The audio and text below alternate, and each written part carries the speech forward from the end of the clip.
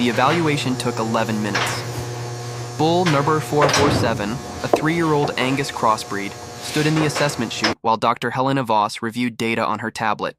Weight, 1,680 pounds. Frame score, 5.2. Disposition, passive. Genetic markers, standard. Birth weight, EPD, within normal range. Nothing flagged red in the system, but nothing flagged green either. Ridgemont Genetics operated on a tiered classification system developed over 23 years of selective breeding. Bulls were sorted into 3 categories based on measurable criteria: premium, top 15%, standard, middle 70%, and redirect, bottom 15%. The system wasn't arbitrary. It was built on decades of industry data correlating specific traits with market performance. Premium bulls exhibited frame scores above 6.0, disposition ratings of docile, and genetic profiles matching proven bloodlines. These animals commanded premium prices at auction, justified by verifiable superior characteristics. Standard bulls met baseline requirements and moved through normal breeding programs without issue. Redirect bulls fell outside acceptable parameters, not due to defects, but due to statistical deviation from what buyers consistently purchased. These animals were redirected to different markets, secondary breeding programs, or processors, depending on the degree of variation. Bull number 447 fell into redirect. His frame score of 5.2 placed him below the 5 threshold that buyers in Ridgemont's primary market required. His passive disposition, while not problematic, didn't match the docile interactive temperament profile that testing correlated with handling efficiency. His genetic markers showed no premium heritage lineage, adequate bloodline but nothing distinguishing. Dr. Voss marked the assessment: classification, redirect. Reason: frame score insufficient for premium market. Disposition profile non-optimal. Genetic value standard. The decision took 4 seconds. "This one's a redirect," she said to ranch manager Keith Brennan, who stood nearby reviewing the day's assessment schedule. "Send him to the March auction block for secondary breeding consideration or processing bid." Keith made the notation without comment. Redirect classifications happened on every assessment day. The system identified approximately 15% of evaluated stock this way, a number that remained consistent year over year, suggesting the criteria accurately measured market preferences. Bull number 447 was led back to holding pen B, where redirect animals waited for transport scheduling. The label had been applied. The process had followed protocol.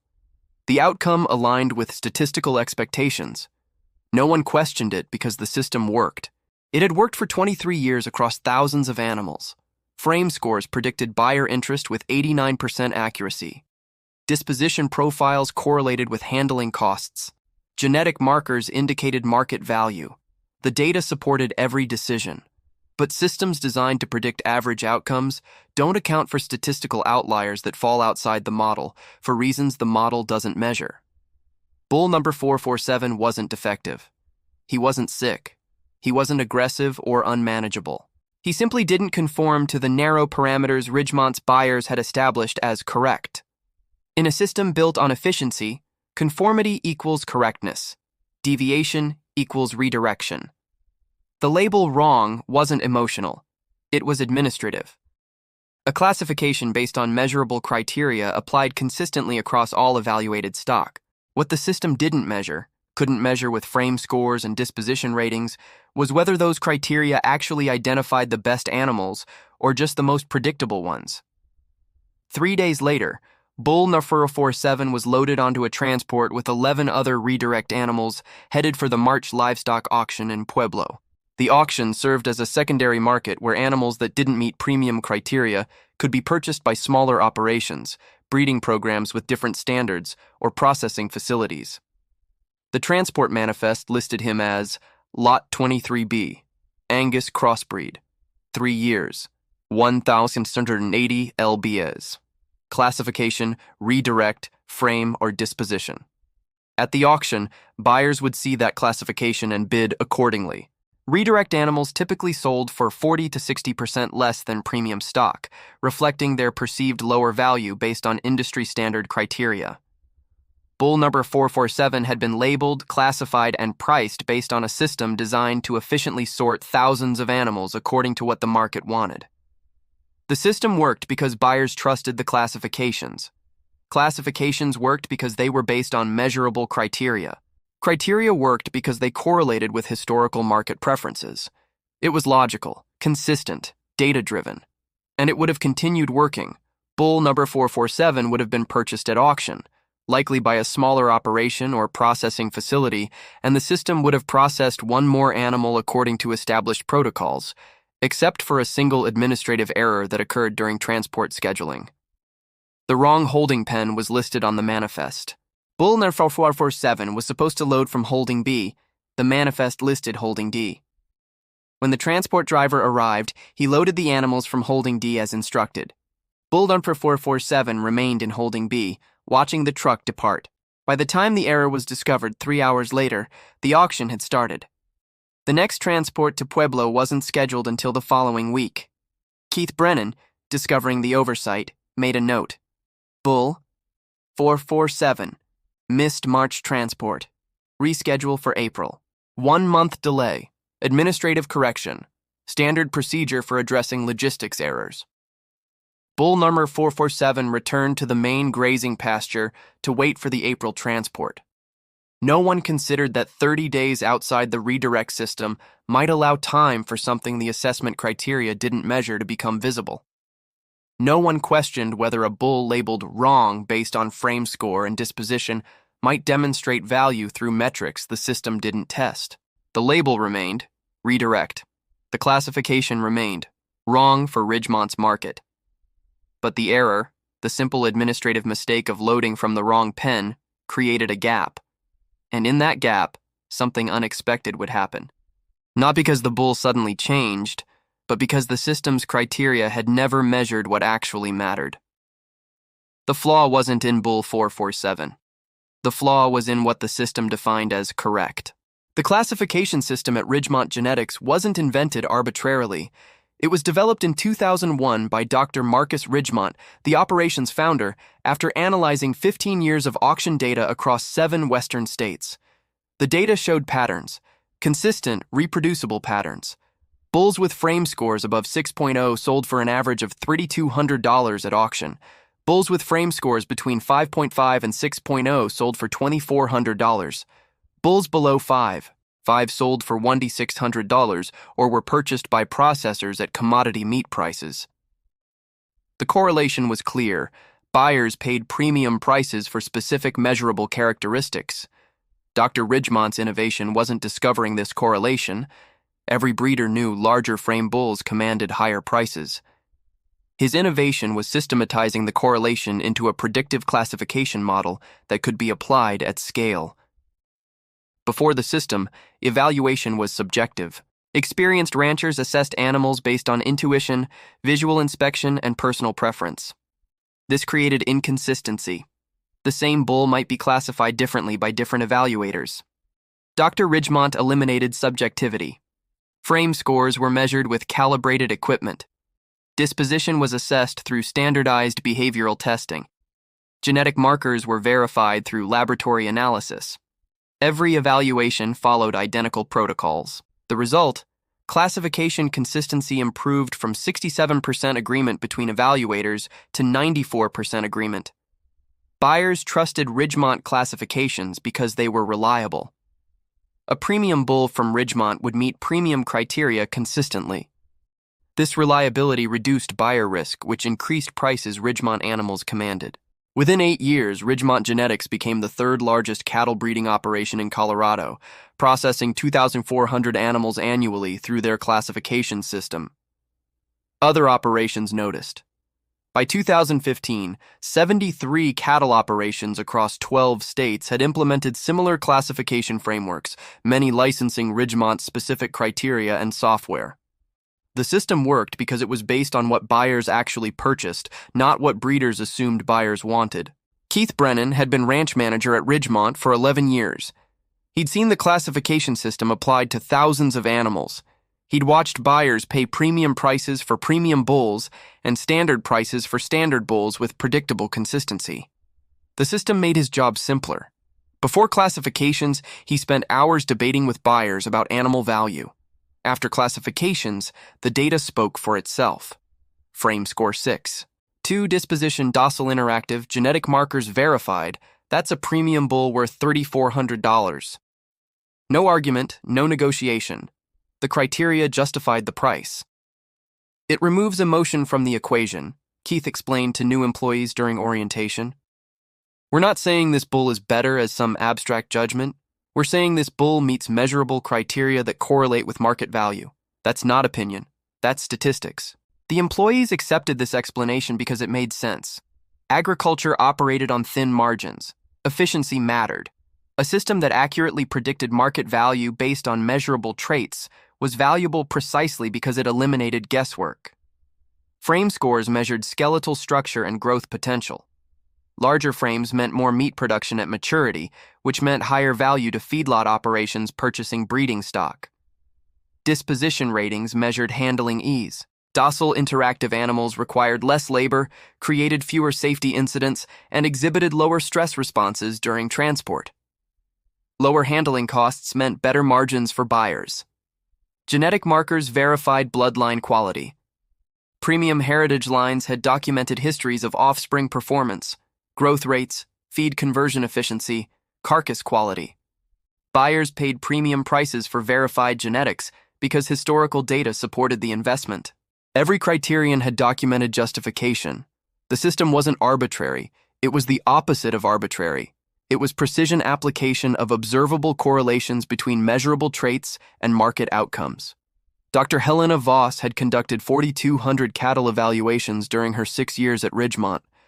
She'd seen the classification criteria predict market performance with consistent accuracy. Bulls classified premium sold at auction for average prices matching premium projections 87% of the time. Standard bulls sold for standard price projections 91% of the time. Redirect bulls sold for redirect projections 89% of the time. The system worked. But systems that work consistently can create what Dr. Voss privately called measurement bias, the tendency to believe that what you measure is the same as what matters. She never voiced this concern publicly because she had no alternative framework to propose. The classification criteria measured what could be measured objectively. Frame scores were skeletal measurements. Disposition was behavioral response under controlled conditions. Genetics were laboratory-verified markers. What else could be measured? What other criteria would be more predictive? Without answers to those questions, Dr. Voss continued applying the existing criteria. The system worked. That was sufficient justification for its continued use. During the second week of March, while bull number 447 grazed in the main pasture awaiting his rescheduled transport, a group of livestock buyers from Wyoming visited Ridgemont to preview animals ahead of the April auction. Keith led them through the facility, explaining the classification system as he always did. We evaluate every animal using standardized protocols, he said. Frame score, disposition assessment, genetic verification. The classification you see on the manifest reflects objective measurements, not subjective opinions. The buyers nodded. They'd purchased Ridgemont animals before. The classifications were reliable. One buyer, a rancher named Douglas Petersen, who operated a 3,000-acre spread near Laramie, asked about redirect classifications. What happens to animals that don't meet premium or standard criteria? They're redirected to secondary markets, Keith explained. These are animals that fall outside our primary buyer's preference parameters. Not defective, just non-optimal for our target market. They typically sell for commodity prices or go to breeding programs with different standards. So they're wrong? Douglas asked. Keith paused. The word wrong wasn't technically used in official documentation. The system used redirect and non-optimal and outside parameters. But functionally, yes. The system labeled them as not correct for premium markets. They don't meet the criteria that predict premium market performance, Keith said carefully. Based on 23 years of data, animals outside these parameters don't achieve premium valuations. So from a market perspective, they're non-optimal choices. Douglas accepted this explanation. It was logical. If data showed that certain traits correlated with value, animals lacking those traits were statistically less valuable. That wasn't judgment, that was mathematics. The group continued the tour. The system's logic was self-reinforcing. Buyers purchased bulls with frame scores above 6.0 because data showed these bulls produced optimal outcomes. This created demand for high frame score bulls. Operations like Ridgemont responded to demand by breeding and selecting for high frame scores. This produced more bulls with frame scores above 6.0, which buyers purchased, which reinforced the data showing these bulls were valuable. The cycle continued. Criteria identified valuable traits. Breeding emphasized those traits. Market rewarded those traits. Data confirmed the criteria's accuracy. No one questioned whether the criteria had become self-fulfilling, whether buyers valued high frame scores because they were genuinely superior, or because the market had been trained to value them through decades of selective breeding for that specific trait. The distinction didn't matter in practice. The market wanted frame scores above 6.0. Operations that produced frame scores above 6.0 succeeded. That was sufficient. Bull number 447 spent his second week in the main pasture exhibiting behavior that wasn't part of the classification criteria. He moved between cattle groups, interacting with different animals each day. He positioned himself near younger bulls during feeding times, using his body to block aggressive animals from dominating feed access. He maintained spatial awareness of the entire herd, shifting position when conflicts began developing elsewhere in the pasture. None of this behavior was measured by disposition assessments, which evaluated response to human handling in controlled chute environments. His frame score of 5.2 meant he was smaller than premium bulls, but his skeletal structure was dense and compact, suggesting durability rather than rapid growth. He moved efficiently, without the joint stress visible in some larger-framed animals. None of this was measured by frame score protocols, which quantified size but not structural efficiency. His genetic markers showed standard bloodline, no premium heritage, but his actual physiological characteristics suggested something the genetic testing didn't capture: phenotype expression that exceeded genotype prediction. None of this was measured by genetic marker analysis, which verified ancestry but not realized potential. The criteria measured what they were designed to measure. But they didn't measure everything that mattered. They measured what could be standardized and quantified. And because the system worked, because classifications predicted market outcomes with high accuracy, no one questioned whether the market was selecting for the right traits. The system's logic was sound. Its implementation was consistent. Its results were profitable. That was enough to ensure its continued use across the industry. But logic built on accurate measurement of the wrong things produces consistent results that are consistently suboptimal. Bull number 447 continued grazing, unaware that he was about to demonstrate this principle in a way the system couldn't ignore. On March 24th, ranch hand Miguel Torres documented an incident during pasture inspection.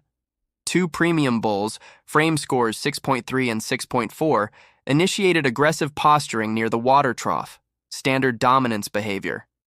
Miguel's report: bull number 447 positioned himself between aggressive animals and three smaller bulls, used body placement, not confrontation, conflict de-escalated, no staff intervention required. The observation went into daily logs. Keith reviewed it but made no notation. Herd dynamics weren't classification criteria. On March 27th, Dr. Voss conducted routine health screenings. 17 bulls in pasture. 12 showed stress markers, elevated respiration, tension posturing. Normal for grouped animals awaiting transport. 5 showed baseline calm.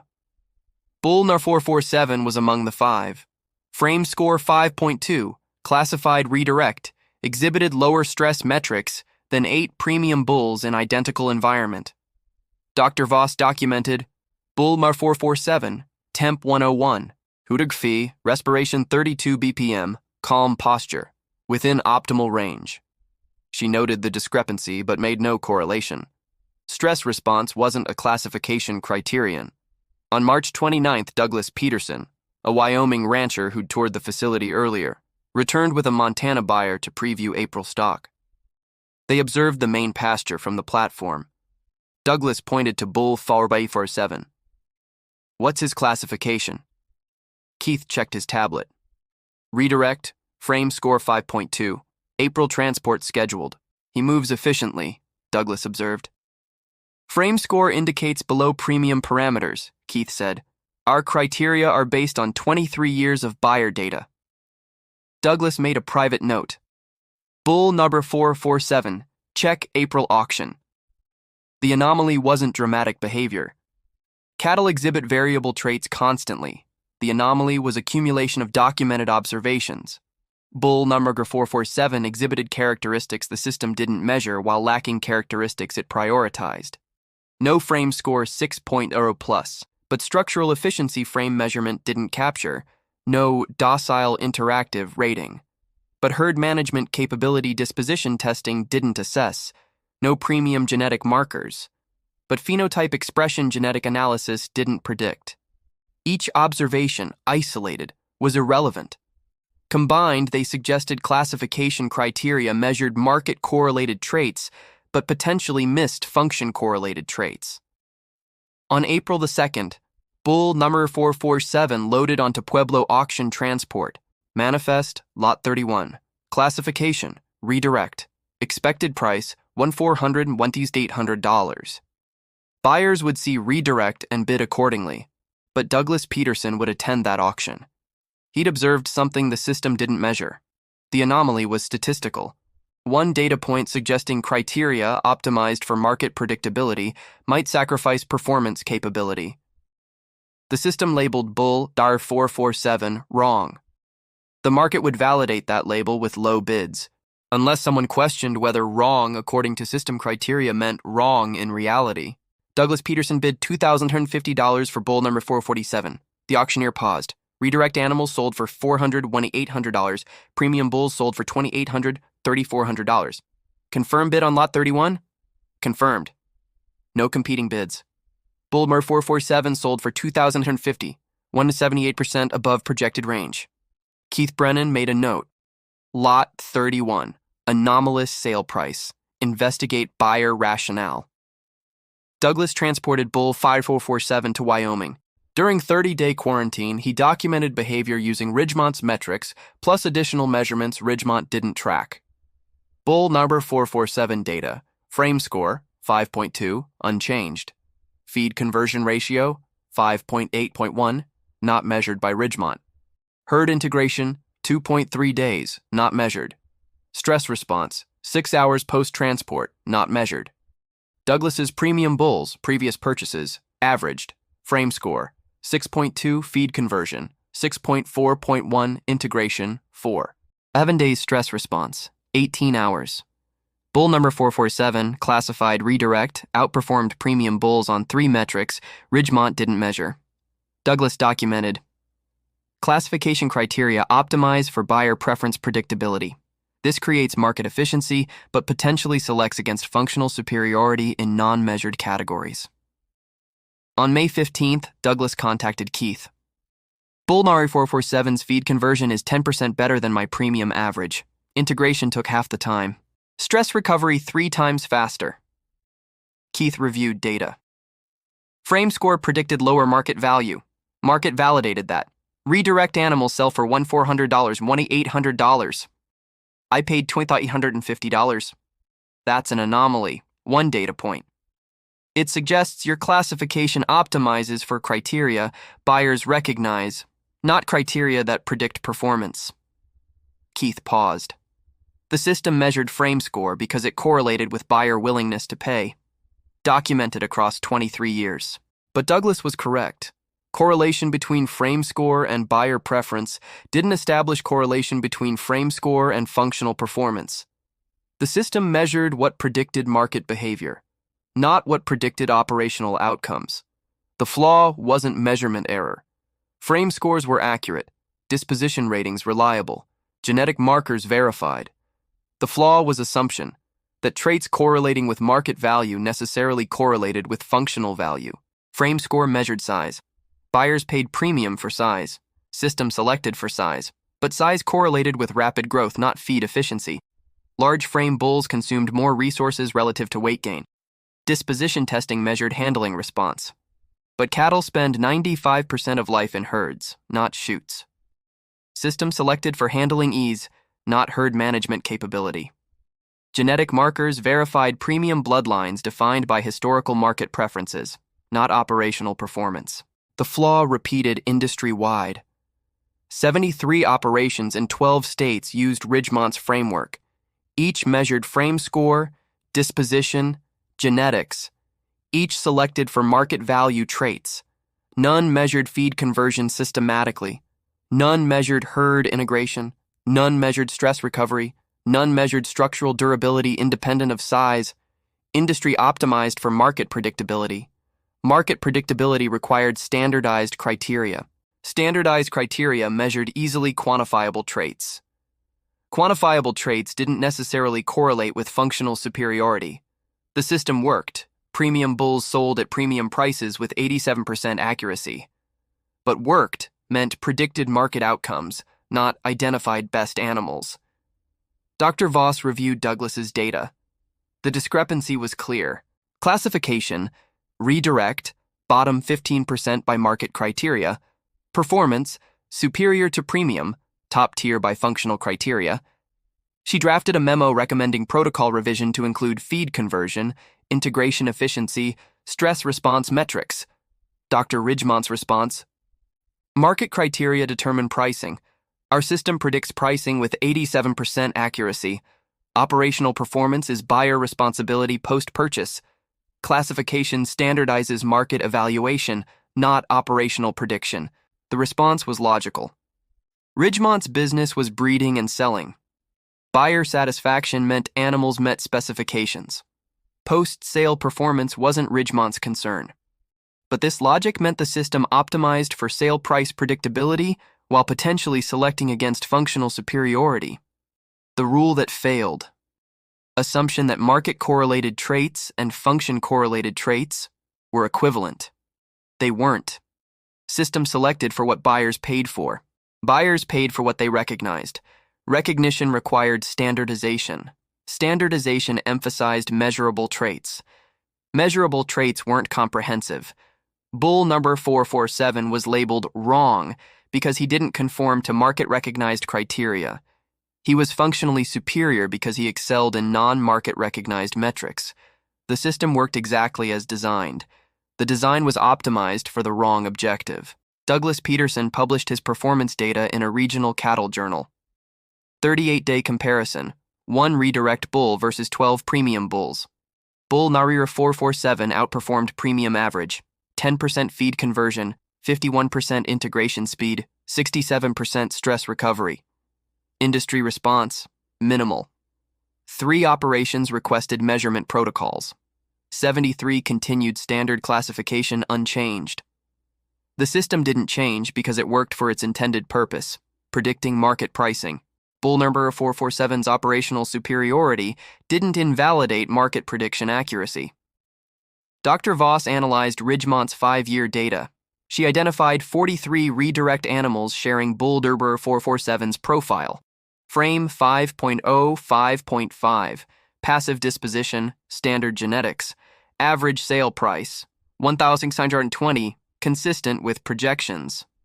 Post-sale performance data, unavailable. Buyers didn't report operational metrics. No systematic tracking existed for feed conversion, integration, or stress response industry-wide. 43 potential cases of animals labeled wrong by market criteria that might have been functionally superior. No verification possible. No data collected. Dr. Voss documented.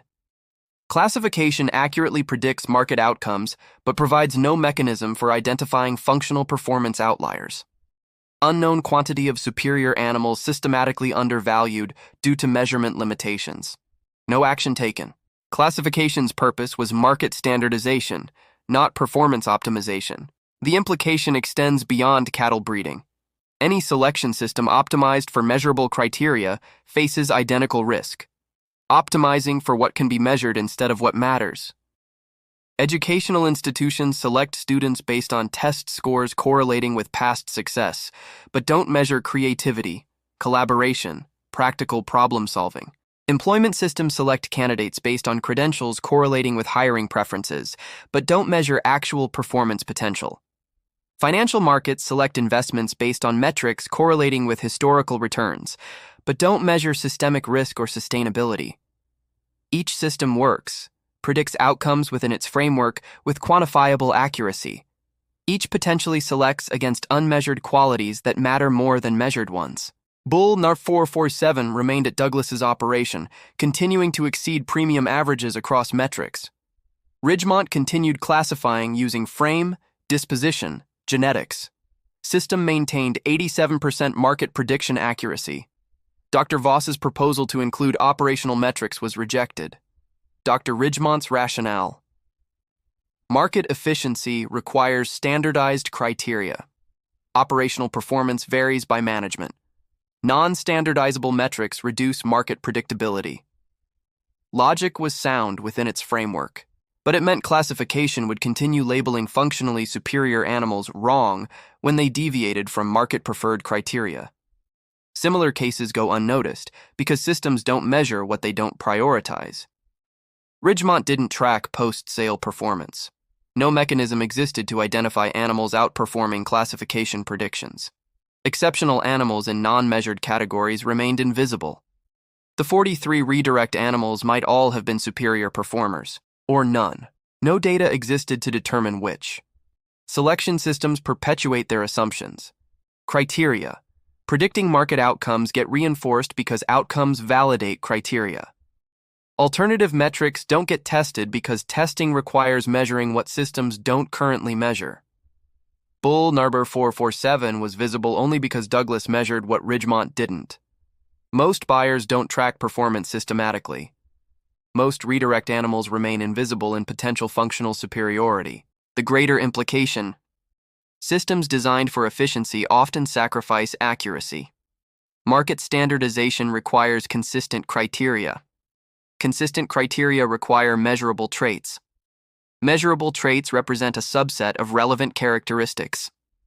Optimizing for that subset produces predictable outcomes. But predictable outcomes within limited measurement may systematically exclude superior options outside parameters. Bull NAR 447 exposed this through quiet statistical deviation. One data point suggesting classification optimized for market predictability potentially selected against functional excellence. One data point isn't proof. It's an indicator.